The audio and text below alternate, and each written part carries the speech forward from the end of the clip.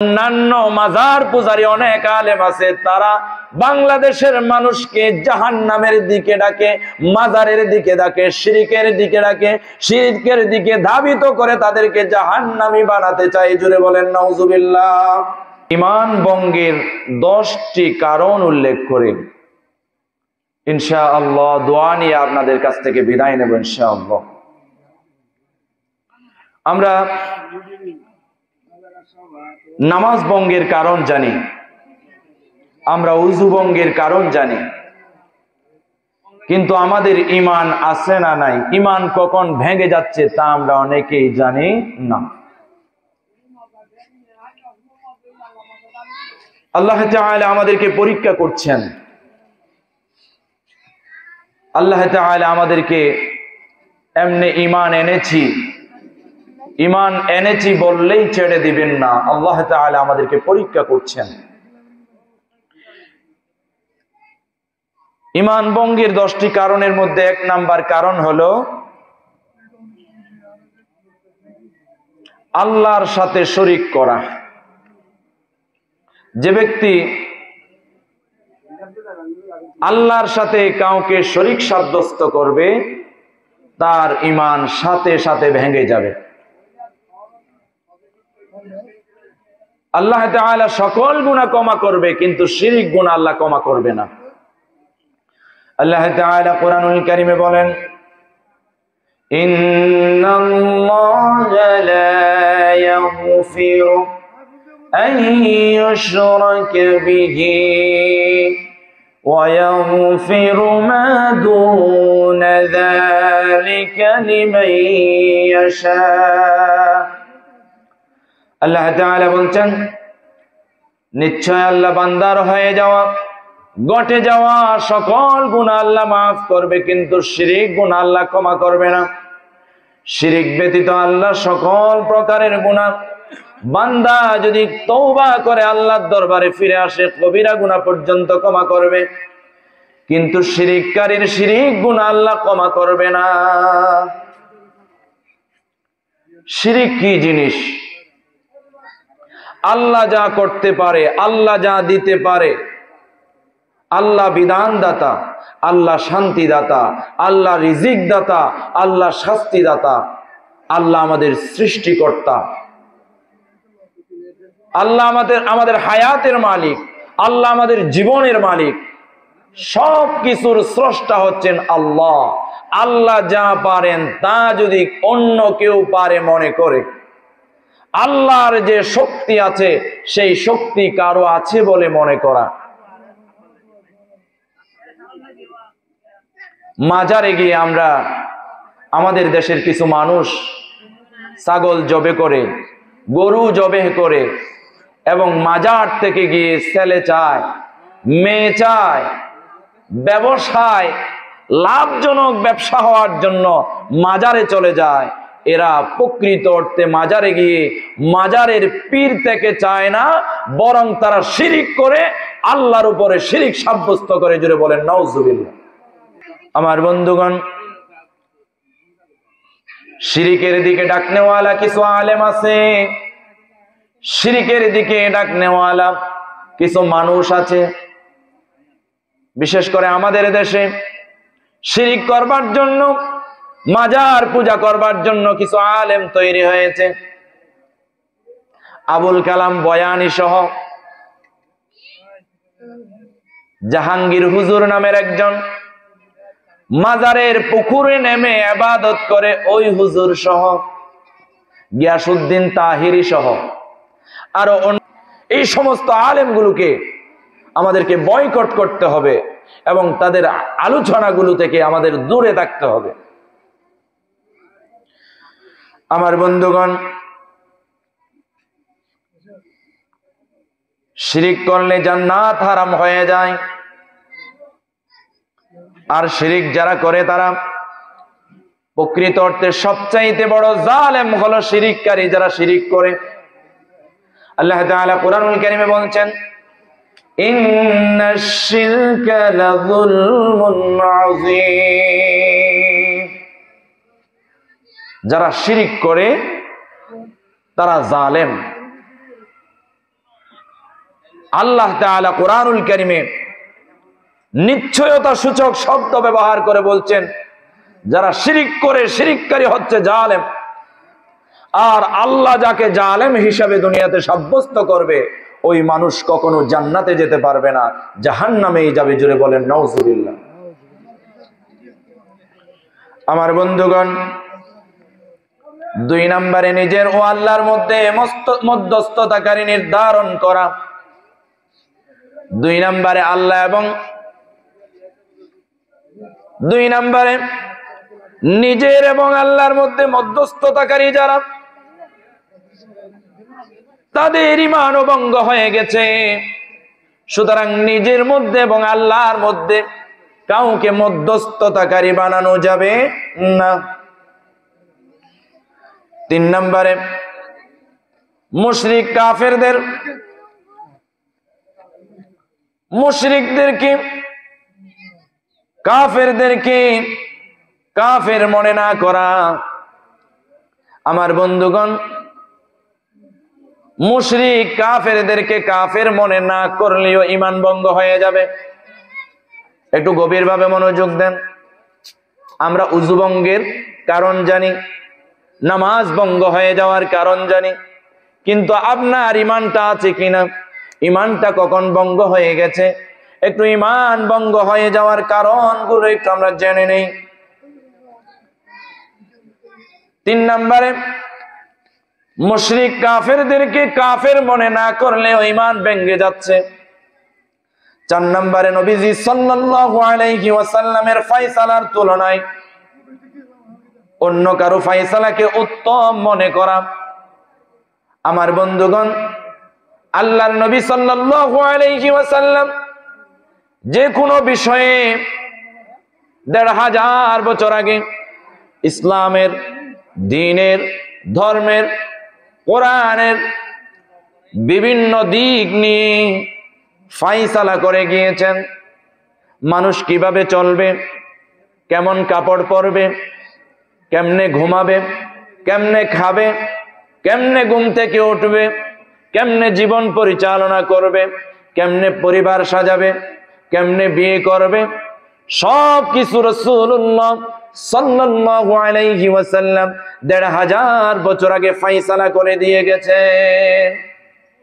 রাসূল সাল্লাল্লাহু আলাইহি ওয়াসাল্লামের ফয়সালার বহিরে গিয়া অন্য কারো, সাধারণ মানুষের, সাধারণ জনগণের, সাধারণ পাবলিকের ফয়সালাকে যদি রাসূলুল্লাহ সাল্লাল্লাহু আলাইহি ওয়াসাল্লামের ফয়সালার চাইতে বেশি উত্তম মনে করে, তাহলে তার ঈমানও ভঙ্গ হয়ে গেছে।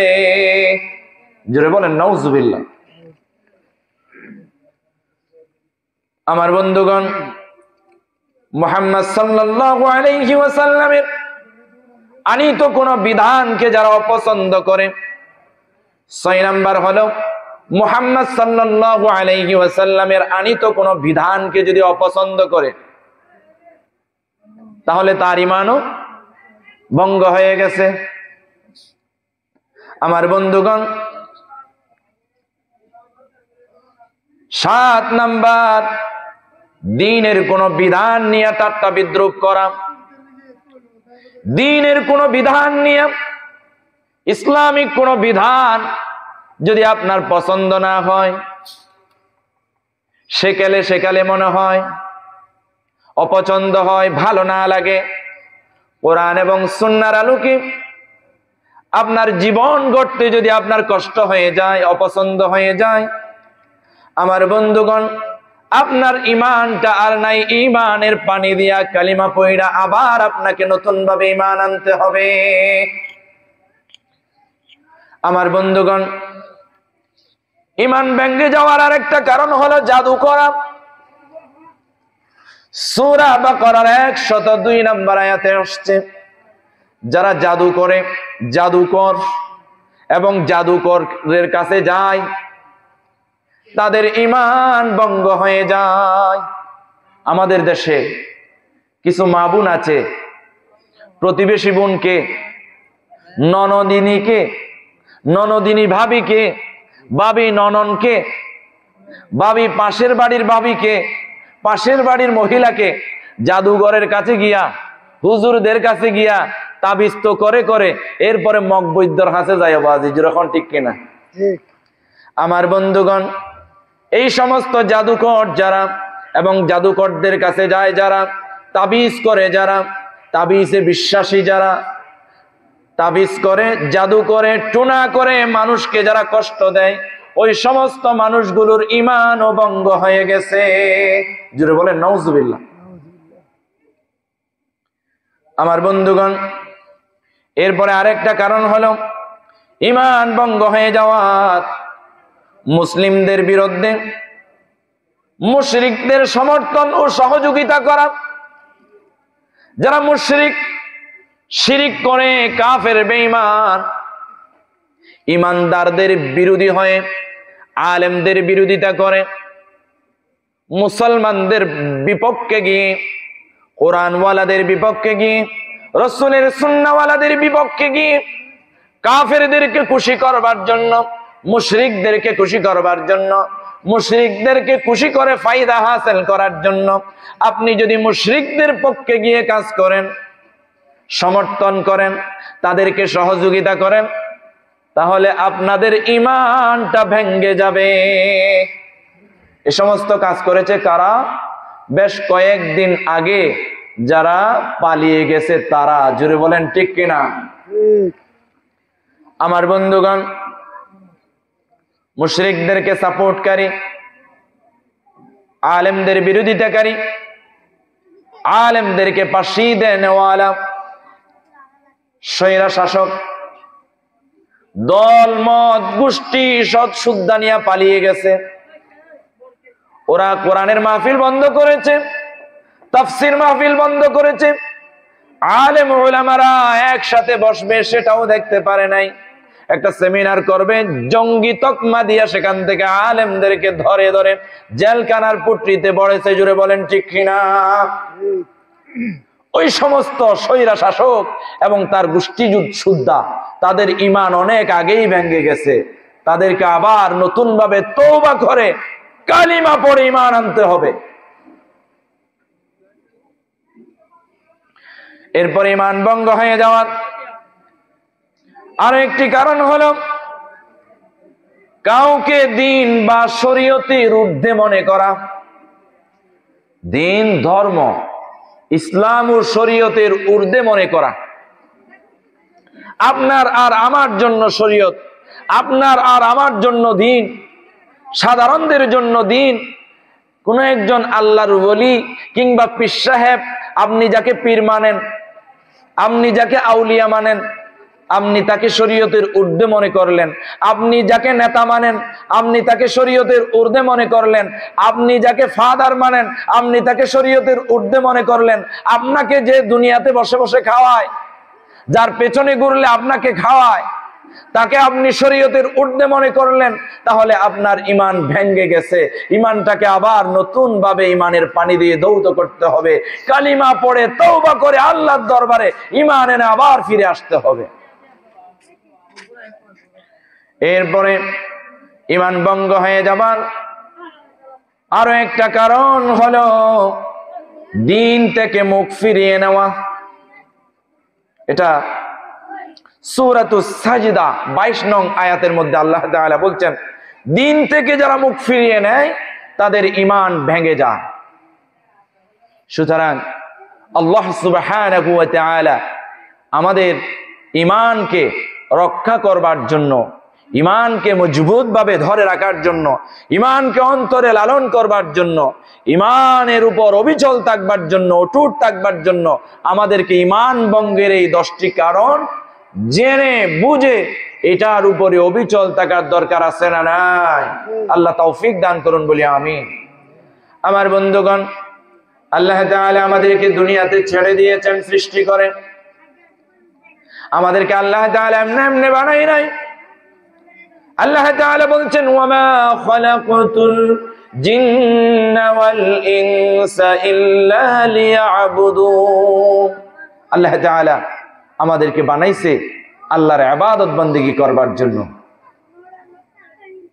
আর আমরা যেমন তেমন ইবাদত বন্দেগী করে চলে গেলাম তা হবে না। আল্লাহ আমাদেরকে পরীক্ষা করেন। আল্লাহ তাআলা বলেন, আহাসিবান নাসু আন ইউতরাকু আন ইয়াকুলু আমান্না ওয়া হুম লা ইফতানুন।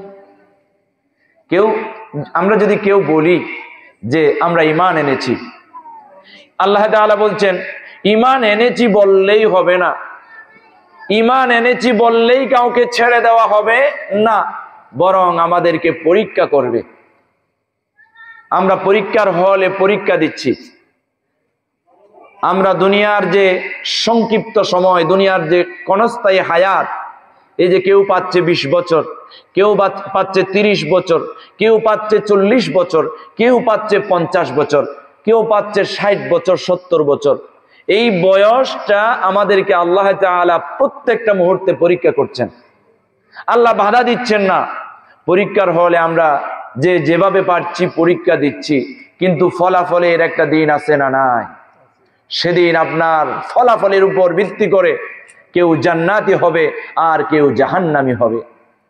আমার বন্ধুগণ, আল্লাহ তাআলা কোরআনুল কারীমে বলছেন, ওয়ালানাবলুওয়ান্নাকুম বিশাইইম মিনাল খাউফি ওয়াল জু' ওয়া নাকসিম মিনাল আমওয়ালি ওয়াল আনফুসি ওয়াস সামারাত ওয়া বাশশিরিস সাবিরিন। আল্লাহ তাআলা বলছেন, আল্লাহ আমাদেরকে পরীক্ষা করছেন ভয় দিয়ে, ক্ষুধা দিয়ে, সম্পদের ক্ষতি দিয়ে। আমরা যে ক্ষেত কামার করি, ফসল ফলাদি, সেখানেও ক্ষতি দিয়ে আল্লাহ আমাদেরকে পরীক্ষা করছেন। এই পরীক্ষার মধ্যে তারাই পাশ করবে যারা ধৈর্য ধারণ করে পথ চলবে। যদি বলেন না সুবহানাল্লাহ। আপনি সমস্যায় পড়ে গেলেন, অভাবে পড়ে গেলেন, অনটনে পড়ে গেলেন, আপনি সুদের কাছে চলে গেলেন, আপনি ধৈর্য ধরতে পারেন নাই। এনজিও কর্মীদের কাছে গিয়ে সাহায্য নিয়ে আসছেন, আপনি কি করতে পারেন নাই? ধৈর্য ধারণ করতে পারেন নাই। কেন? আপনার সমস্যা হয়েছে, আপনি দুঃখে দুর্দশায় পড়ে গেলেন। আপনি আল্লাহর কাছে না যে সর্বপ্রথম মানুষের কাছে কেন গিয়েছেন? আপনি ধৈর্য ধরতে পারেন নাই। আমার বন্ধুগণ, বিশেষ করে বাড়িঘর থেকে যে সমস্ত মা বোনেরা শুনছেন, আমি আপনাদেরকে উদ্দেশ্য করে বলছি, একটু সমস্যায় পড়ে গেলে আপনারা সুদের কাছে চলে যান। সুদের তো ভয়ঙ্কর অপরাধ, সুদ তো ভয়ঙ্কর অপরাধ, সুদ তো মারাত্মক ক্ষতি, মারাত্মক পাপ। সুদ খাওয়া মানে মাকে বিয়ে করা। জুড়ে বলেন নাউজুবিল্লাহ। সুদ যারা খায়, সুদ যারা দেয়, সুদের লেখক, সুদের সাক্ষী, 4 প্রকারের মানুষ সমান। লাআনা আকিলার রিবা ওয়া মুকিলাহু ওয়া শাহিদাইহি ওয়া কাতিবাহু ওয়া ক্বালাহুম সাওয়া। এই 4 প্রকার মানুষের উপর আল্লাহর লানত। জুড়ে বলেন নাউজুবিল্লাহ। আপনি মনে করছেন সুদি টাকা নিয়ে ঘর করছেন, সুদি টাকা নিয়ে কয়েকদিন চলছেন, আপনি ভালোই চলছেন, কিন্তু আপনি নিজের ক্ষতি করছেন। আল্লাহ আপনার উপর লানত দিয়েছেন, আল্লাহ আপনার উপর অভিসম্পাত করেছেন। আল্লাহ এবং রসুল যার উপর অভিসম্পাত করবে, ওই মানুষগুলো কখনো জান্নাতি হবে না, জাহান্নামে যাবে। জুড়ে বলেন নাউজুবিল্লাহ। দুনিয়াতেও শান্তি নাই তাদের, পরকালেও শান্তি নাই। দুনিয়াও শেষ, আখিরাতও শেষ। আপনি আগে আল্লাহর কাছে যান। আল্লাহ আপনাকে পরীক্ষা করছে, ভয় দিয়া, ক্ষুধা দিয়া, সম্পদের ক্ষতি দিয়া আপনি আল্লাহর কাছে সিজদা করেন। আল্লাহর নবীকে এক সাহাবা জিজ্ঞাসা করেন, ইয়া রাসূলুল্লাহ, আমি আল্লাহর নিকটে যেতে চাই, আল্লাহর নৈকট্য হাসিল করতে চাই, আল্লাহর পাশে যেতে চাই। আল্লাহর নবী বলছেন কোরআনের ভাষায়, ওয়াসজুদ ওয়াকতারিব, তুমি সিজদা করো এবং আল্লাহর কাছে চলে যাও। জোরে বলেন আল্লাহু আকবার। তাহলে আমরা যদি আল্লাহর কাছে যেতে চাই, এই গভীর রজনীতে আল্লাহর সাথে সম্পর্ক বাড়াতে হবে। পারবেন ইনশাআল্লাহ? গভীর রাতে উঠে তাহাজ্জুদ পড়তে হবে, আপনার অভাব অনটন দূর হয়ে যাবে। সুবহানাল্লাহ। আমার বন্ধুগণ, আমি বোঝাতে চেয়েছিলাম আমাদের ঈমানটাকে যদি